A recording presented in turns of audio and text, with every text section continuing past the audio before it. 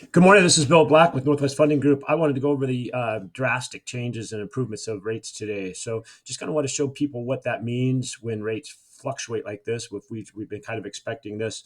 The CPI number comes out here this week, and I was kind of waiting for that to happen. But with those two kind of unique situations with the banks imploding, that has really improved rates. So let's just see what that means in the mortgage world. So last week, a $500,000 purchase here was with 20% down, had a 7.1% rate.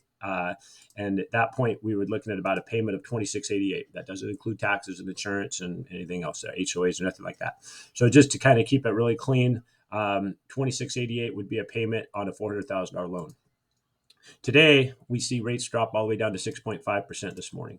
I think it's going to be short-lived, but we'll see what happens. I don't think the Feds are going to increase rates anymore, based off of the fact that they had that inverted yield curve and more of a risk of banks kind of defaulting like those other two did. But very, very, very slim chance of anything on these other banks that are diversified. So those two banks, mainly one of them was typically in startup capital.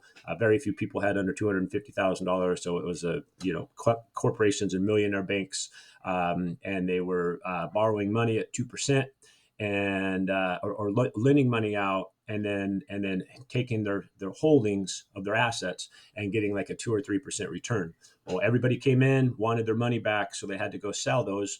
Oh, I'm gonna sell those at a 2% return. People are like, I don't want to convert my cash for 2% when somebody else is paying 4 or 5%. So they had a big haircut on that and had to lose about 1.2 billion, I think. So that's where the Feds came in.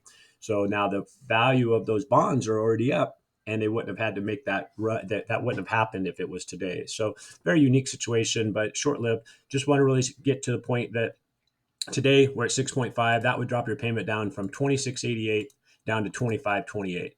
Or in other words, what that can do if someone says, well, I was comfortable with that 2688 payment, all of a sudden today their buying power comes up to $531,700. So you can see here 2688, 2688. So it's 7.1 Friday, 6.5 Monday, and we can buy $531,000 more of a home.